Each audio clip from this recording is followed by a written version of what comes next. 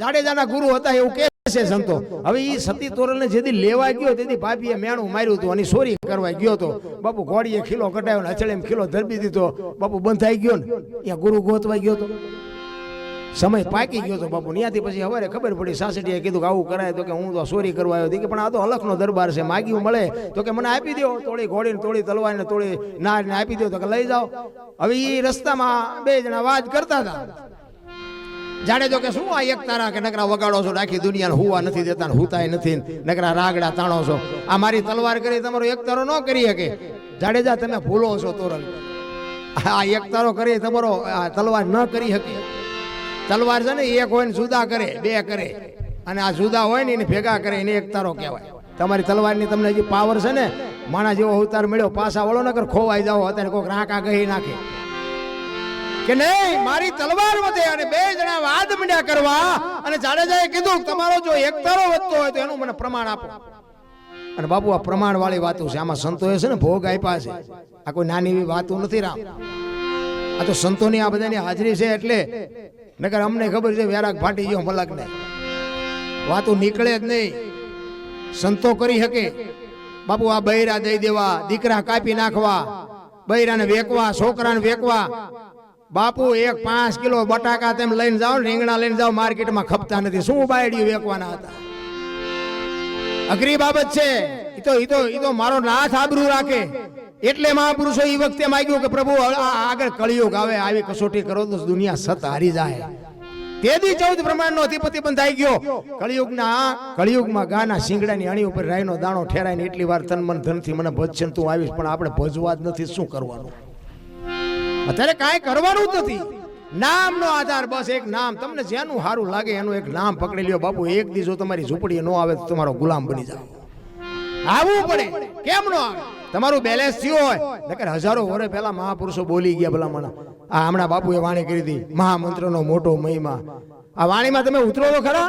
હજારો વર્ષ પહેલા કેમ ભાગ્યા ધરતી ઉપર અમર હાલ છે ને હુના નગરની મોજા ને લક્ષ્મી લૂંટાય, લોકો તણી નહીં થાય રાડ ફરિયાદ ને પાણીના પડીકાન, દીકરા બાપનું કીધું નહીં કરે, હારા ઘરની બહુ લાજુ નહીં કાઢે, ગુંદકા ઘૂંઘટ તાણશે, આ બકરા બામણના ઘીરે બકરા દૂસે, ધોબીના ઘીરે ગાયું, નીચ વર્ણ અહીંયા તુલસી ક્યારો, ઊંચ વર્ણ. અરે તમે જુઓ તો આમ નામ રાત આખી બોલવીને તોય ન ખૂટે એટલું વાગ્યમ ભાગ્યું.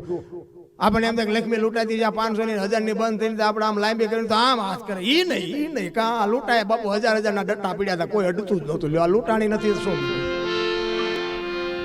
દેવાજ પંડિત બોલ્યા હતા કે પળીએ પાણી વેચાય તેથી 3 થી બાપુ નદીઓ હાલી જતી હતી. તેથી બાપુ એને ગાંડો નહીં કહેતા હોય કે આ પાણીનો તૂટો છે, હવે આના પડીકા હોય.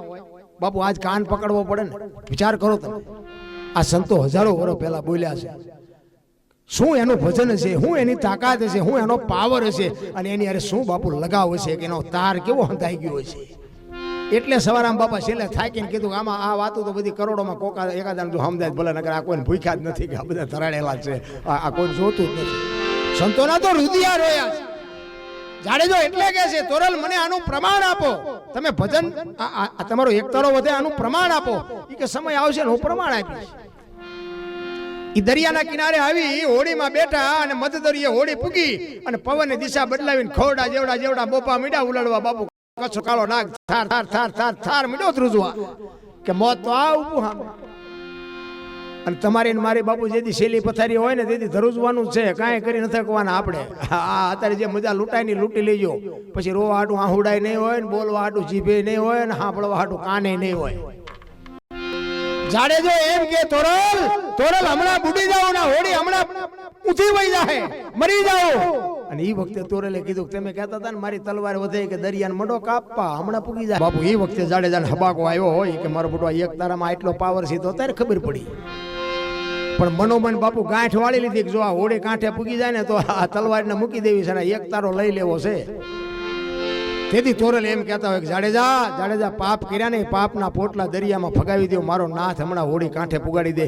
તેથી આ તો છે ને પછી બધી કવિઓની કલ્પના છે. પાપ તારું પોકાર જાડેજા ધર્મ તારો. એટલી વારમાં જાડેજો ગાતા નો શીખી ગયો હોય કઈ, પણ આ સંસાર સાગર તરવા માટેની મહાપુરુષોએ વાત કરી છે કે આ સંસારનો જે સાગર છે ને આમાં બાપુ કંઈક આવા માંડવા નાખો ને તો કંઈક પાપના પોટલા હલકા થાય. અને તો કઈક કેવા થાય. હવે જે નથી બોલી શકતા તો આપણે ફરિયાદી શું કરવાના હતા?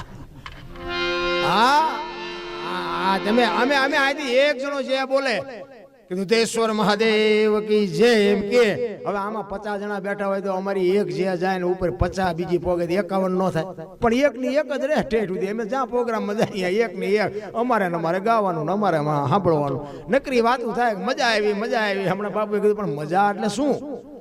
હા દેવદાસ બાપુ સેવાદાસ બાપુ હતા ને પરબ ત્યારે બધા અષાઢી બીજ ને ગુરુ પૂનમ ને એવું બધું હોય એટલે સારા સારા કલાકારોને બોલાવે અને સારા સારા પ્રોગ્રામ કરે. પછી સવારે ઓલા બાપુના જે નજીક બેવા વાળા સેવકો હોય ને એ પછી એમ કે બાપુ આજ તો ભારે મજા આવી, બાપુ આજ તો જામો પડ્યો, બાપુ આજ તો જામો પડ્યો. પછી બાપુ એમ કે જામો પડ્યો પણ કાંઈ ફેર પડ્યો? નકરો જામો જ પડ્યો. આમાં બાપુ ફેર પડવો જ હોય. ફેર ન પડે તો હું તો ના પાડું છું, ભજનમાં ન આવું, હુઈ જવું, બે ન બગાડે, એક કરાય. એવા અહીંયા અમારા બાપુ અષાઢી બીજનો પ્રોગ્રામ મારે હતો રાણીમાં રૂડીમાં આશ્રમ પરમ પૂજ્ય વંદનીય એવા મુકેશ બાપુ પધાર્યા છે આપણે. જોકે એમને તો ના જ પાડી હતી પણ એ અમારી મૂર્ખામી કહેવાય. જોકે આ જગ્યા એમની છે ને એ અમને બેઠા બેઠા સાંભળે છે નીચે. અષાઢી બીજનો પ્રોગ્રામ હતો અને મને બાપુએ ફોન કર્યો. મેં કીધું બાપુ આવીશ. જોકે બીજના દિવસે હું રામટેકરી કાયમ જાઉં પણ છતાંય બાપુને મેં કીધું આગ્રહ હતો, ના ન પાડી શક્યો. પણ બાપુ કોક વાર રાણીમાં રૂડીમાં કેરાળા વાંકાનેરની બાજુમાં કોક દીક ન જ ગયા હોય, કોક દીક દર્શન કરજો બાપુ, તમને ખબર પડે કે શું સંતો છે, શું મંદિરો છે, શું એના પરચા છે, શું એની વાતો છે. બાપુ એવા મહાપુરુષો એટલે આ ધરતી ટકે છે. તમે એવું ન માનતા કે હું આ કરી શકું છું, ના, ખોટી વાત છે.